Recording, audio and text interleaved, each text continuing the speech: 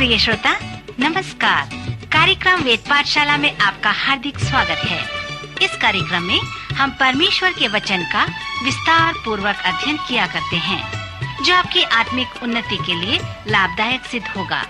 तो लीजिए सुनते हैं आज का ये संदेश।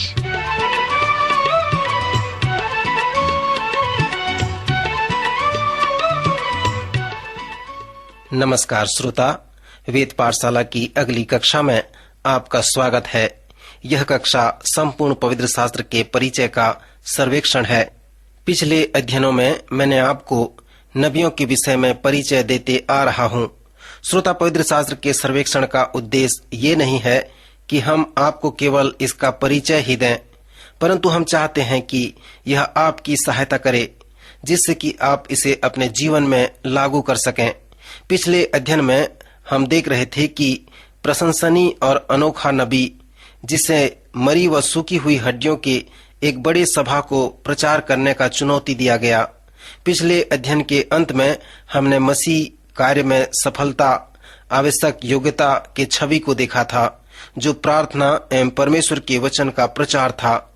यहेजकेल बार बार कहता है कि मेरे नियुक्ति के लिए यहोवा का हाथ मेरे ऊपर था और यहोवा का आत्मा मुझ पर मेरे संपन्न होने के लिए था।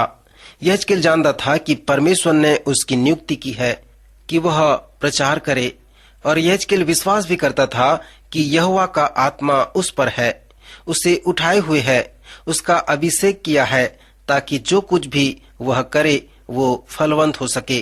परमेश्वर के वचन की सेवकाई में जो चुनौती है, जिससे लोगों का हृदय परिवर्तन हो रहा है, और विशेष करके खोए हुए लोगों के लिए परमेश्वर के वचन की सेवकाई का जो दोहरा वर्णन है, और जो आत्मिक हथियार वो प्रार्थना और परमेश्वर का वचन है, जो लोगों को उनके पापों से उद्धार करता है और उनके प्राण को नाश होने से बचाता है, और विशेष करके कलीसिया का एक अंग बनाता है।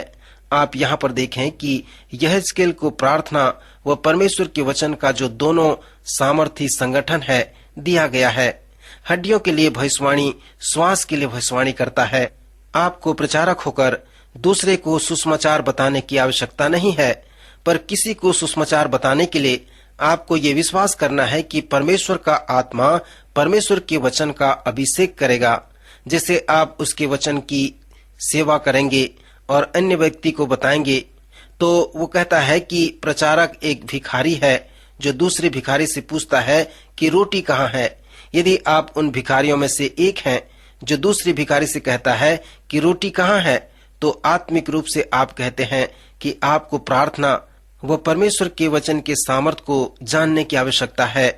प्रेरितों के काम नामक पुस्तक के प्रारंभिक अध्यायों में हमें बताया गया है कि चेले लोग एक बड़े आत्मिक समुदाय में रहते थे। उनकी संपत्ति को कोई भी अपनी संपत्ति नहीं कहता था, परंतु सब कुछ साझे का होता था। जैसी जिसे आवश्यकता होती थी उसके अनुसार हर एक को बांट दिया करते थे। उन्होंने एक अच्छे सामाजिक कार्य का अनुभव किया था। प्रेरितों ने एक महत्वपूर्ण निर्णय लिया कि हम अपने आप को प्रार्थना व वचन की सेवा के लिए समर्पित करते हैं। सो जैसे उन्होंने अपने निर्णय के आधार पे प्रार्थना व वचन की सेवा की, तब परमेश्वर ने उनके निर्णय के आधार पे उन्हें बहुत आशीष दिया। सो यहेजकेल ने भी अपनी सेवकाई में इसी प्रकार के सामर्थी संयोजन का इस्तेमाल किया। यदि हम केवल परमेश्वर के वचन का प्रचार करते हैं तो हम केवल सूचना देते हैं, और जो लोग सुनते हैं उन्हें सुसमाचार कुछ भी नहीं प्राप्त होता। पर यदि हम अपनी सेवकाई प्रार्थना करके प्रारंभ करते हैं, तब सुनने वालों को अवश्य आशीष मिलती है, और स्वयं परमेश्वर अपने वचन द्वारा उनके जीवन में कार्य करते हैं। पौलुस प्रेरित कहता है कि जब वह कुरिन्थ शहर में गया तो वह केवल प्रभु यीशु के सच्चाइयों के विषय में लोगों को अवगत कराया कि प्रभु यीशु मसीह हमारे पापों के लिए मर गया, गाड़ा गया और मृतकों में से जी उठा, और ये सब उसने हमारे पापों के लिए किया। फिर एथेन में वह बुद्धिजीवी लोगों को वचन सुनाया, उन्हें ज्ञान की बात कविता के माध्यम से भी सुनाया, परंतु एथेन के लोगों के साथ कुछ नहीं हुआ। फिर एथेन से पौलुस कुरिन्थ को गया और वहां के लोगों से कहा, हे भाइयों, जब मैं तुम्हारे पास आया तो यीशु मसीह और उसके क्रूस की कथा को छोड़ मैंने तुम्हारे मध्य और कुछ भी नहीं पाया। मैंने आपको प्रभु यीशु मसीह के विषय में केवल उन दो सच्चाइयों को बताया है और मैंने आत्मा और परमेश्वर के सामर्थ के कार्य को देखा है। जब आप प्रभु यीशु मसीह के इस साधारण प्रचार पर विश्वास किया, तब हमने कुरिन्थ में परमेश्वर के अद्भुत कार्य को देखा। कुछ लोगों ने इसे मूर्खता का कारण कहा, क्योंकि उन्होंने विश्वास नहीं किया और उनके जीवन में कुछ भी नहीं हुआ। परंतु जितनों ने प्रभु यीशु मसीह के सुसमाचार पर विश्वास किया, प्रभु के वचन की सामर्थ ने उनके जीवन को बदल दिया। प्रिय मित्र, बंधुआई के दिनों में यहेजकेल ने भी इसी प्रकार की बातों को सीखा। 600 वर्ष पहले ही प्रेरित पौलुस ने कुरिन्थ में सुसमाचार प्रचार किया था। यहेजकेल ने इस बात को भी सीखा कि जब तुम सुसमाचार का प्रचार करोगे तो परमेश्वर वह वचन तुम्हें देगा। तुम उस हड्डियों को प्रचार करो। लोग जिन्हें सूखी हड्डी, मरी हुई हड्डी कहते हैं, तुम उन्हें प्रचार करो। जब तुम ऐसा करते हो तो कुछ भी न सोचो कि कुछ होने वाला है। आपको ये निश्चित भी नहीं है कि उन हड्डियों में जीवन आएगी, परंतु आपको प्रचार करना है, क्योंकि परमेश्वर ने प्रचार करने को कहा है। जब तुम हड्डियों को प्रचार करते हो तो तुम सांस को भी प्रचार करते हो, आत्मा को भी प्रचार करते हो।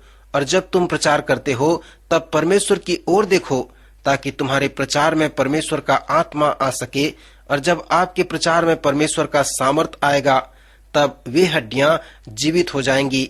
सो सूखी हड्डियों से संबंधित यहेजकेल की महान भविष्यवाणी में हमारे पास रूपकात्मक छवि यही है। पिछले चरण में हम यहेजकेल की भविष्यवाणी और प्रचार के कुछ व्यक्तिगत आत्मिक प्रयोग पर ध्यान कर रहे थे, और जब हमारा अध्ययन समाप्त हुआ था तब हमने यहेजकेल के दार्शनिक सेवकाई के रूपकात्मक प्रयोग पर भी ध्यान किया था, जिसे उसने अपने महान उपदेश में सूखी हड्डियों को प्रचार किया था। और हमने भी उसके संदेश के महान आदेश, आज्ञाकारिता और दोहरे परिणाम पर ध्यान किया था। यहेजकेल का शब्द था कि परमेश्वर का दर्शन मेरे पास समर्पण और उसका वचन मेरे पास परिपूर्णता के लिए आया है। जब यहेजकेल को परमेश्वर द्वारा कार्य मिला, तब उसके पास परमेश्वर का दर्शन था, जो यहेजकेल के प्रथम 3 अध्यायों में वर्णन किया गया है।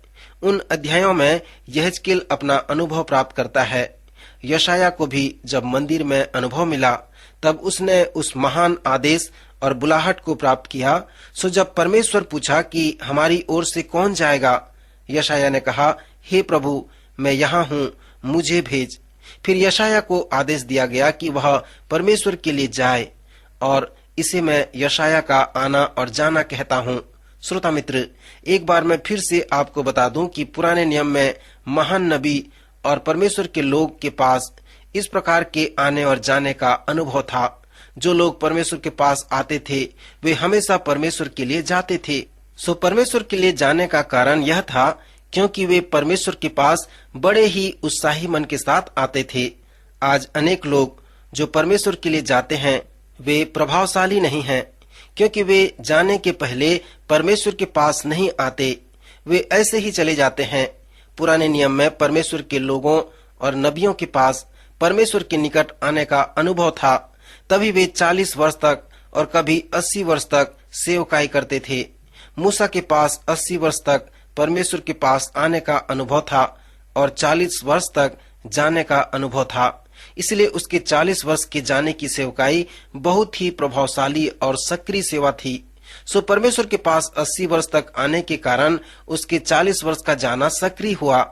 यहेजकेल के सूखी हड्डियों के संदेश के अंत में वह हमसे कहता है कि वो दर्शन उसके पास उसके समर्पण के लिए आया था। जब परमेश्वर ने यहेजकेल को दर्शन दिया, तब उसके उस दर्शन के प्रति उसने अपने आप को समर्पित कर दिया। फिर उसके बाद उस दर्शन का पूरा होना सार्थक हो सका। प्रथम अध्याय में ही उसके पास यह अनुभव है कि उसने पहिए देखे। सो पहिए का वो महान दर्शन उसके आने का दर्शन है।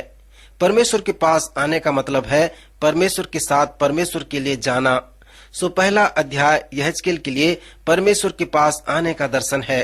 सुलेमान कहता है, जहाँ पर दर्शन नहीं होते, लोग वहाँ नाश हो जाते हैं। यहेजकेल की सेवकाई के समय यहूदा के लोगों ने परमेश्वर के दर्शन को खो चुके थे।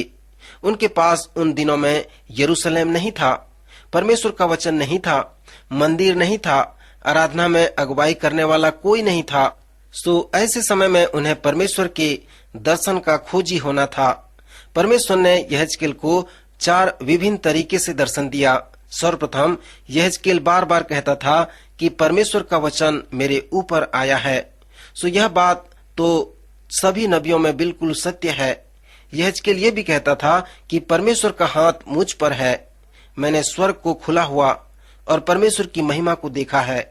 यहेजकेल ने परमेश्वर की महिमा को दर्शन में देखा था। उसने पहिए देखे और 4 जीवधारियों को देखा जो सिंह, बैल, मनुष्य और उकाब के समान दिखते थे। यह परमेश्वर की ओर से दर्शन है, परमेश्वर के लोगों के लिए दर्शन है जो नाश हो रहे हैं। इस दर्शन को परमेश्वर ने यहेजकेल को दिया ताकि वह उस कठिन समय में सेवकाई प्रारंभ कर सके। पहला अध्याय उसके 28 पद में उसने देखा कि परमेश्वर की महिमा उस पर प्रकट हुई है। उन पहियों का अर्थ क्या है? पहियों के बीच पहिया था, आंखें थीं, फिर 4 जीवधारी हैं। सो इन सब का अर्थ क्या था? यहेजकेल ने अपने इस दर्शन में परमेश्वर की महिमा को देख सका। अनेक विद्वान विश्वास करते हैं कि यह दर्शन बताता है कि परमेश्वर सर्वज्ञानी है। विद्वान विश्वास करते हैं कि पहियों में जो आंखें हैं वो इस बात को दर्शाते हैं कि परमेश्वर सब कुछ जानता है, वह सर्वज्ञानी है।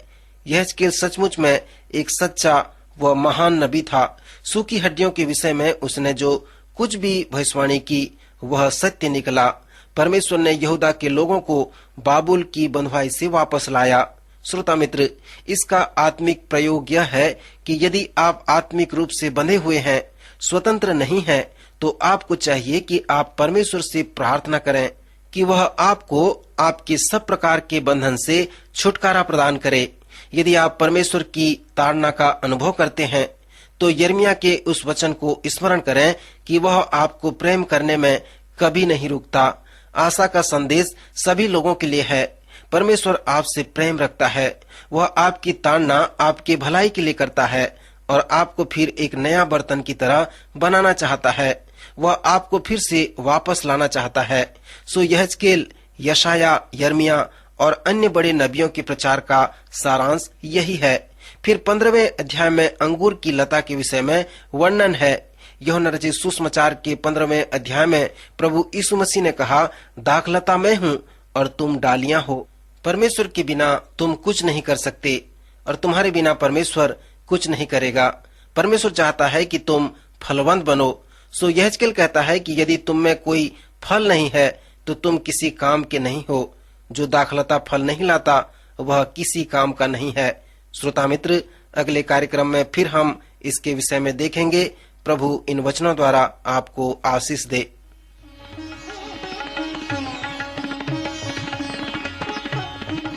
अभी आप सुन रहे थे कार्यक्रम वेद पाठशाला। श्रोता, हमें विश्वास है कि इस कार्यक्रम के द्वारा आपको आशीष मिली है। यदि इस कार्यक्रम के विषय में अधिक जानकारी प्राप्त करना चाहते हैं या बाइबल अध्ययन से संबंधित कोई प्रश्न हमसे पूछना चाहते हैं तो आप हमें इस पते पर लिखें। हमारा पता है कार्यक्रम Ved Pathshala, Vishwavani, post box number 731, Faridabad 7, Haryana. पता एक बार फिर से सुन लीजिए। कार्यक्रम Ved Pathshala, Vishwavani, post box number 731, Faridabad 7, Haryana. तो इसी के साथ आज के कार्यक्रम का समय यहीं पर समाप्त होता है। अगले कार्यक्रम में आपसे फिर भेंट होगी। तब तक के लिए हमें आज्ञा दीजिए। नमस्कार।